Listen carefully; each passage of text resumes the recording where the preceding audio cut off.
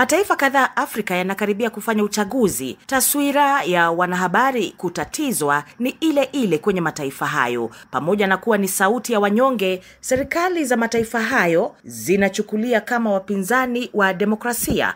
Kwenye tahariri ifuatayo, Shisia Wasilwa anasema imetosha kuwadhulumu wanahabari wanaofanya kazi zao wakati wa uchaguzi. Tega sikio msikilizaji. Wanahabari wametosheka na vikwazo vya uchaguzi. Kila uchaguzi unapokaribia, taswira ya mateso kwa wanahabari urudi kama jinamizi lisilokoma. Kalamu zao geuzwa silaha za kuogopwa, midomo yao nyamazishwa kwa vitisho na macho yao ufumbwa kwa mabavu. Ni fedheha kuu kwamba katika karne hii ya habari na teknolojia bado kuna wanaoamini kuwa kutafuta ukweli ni uasi dhidi ya dola. Vyombo vya usalama, wanasiasa na taasisi za umma wamegeuza uhuru wa habari kuwa mchezo wa nguvu. Wanaobeba kamera na kalamu wanaitwa wapinzani, si wadau wa demokrasia. Badala ya kulindwa, wanabugudhiwa. Badala ya kusaidiwa, wanazuiliwa. Badala ya kuheshimiwa, wanadhalilishwa. Wengine hupigwa, vifaa vyao kuvunjwa na vibali vyao kunyimwa bila sababu. Na wanapothubutu kuandika ukweli, mitandao waka moto wa chuki, jeshi la maneno machafu likitumiwa kuwazima. Hali hii si Kenya pekee. Ukigeukia ukanda wa Afrika Mashariki na Maziwa Makuu, taswira ni ile ile au hata mbaya zaidi. Waandishi hupotea kana kwamba ardhi imewameza, kamera zikavunjwa, redio hufungwa,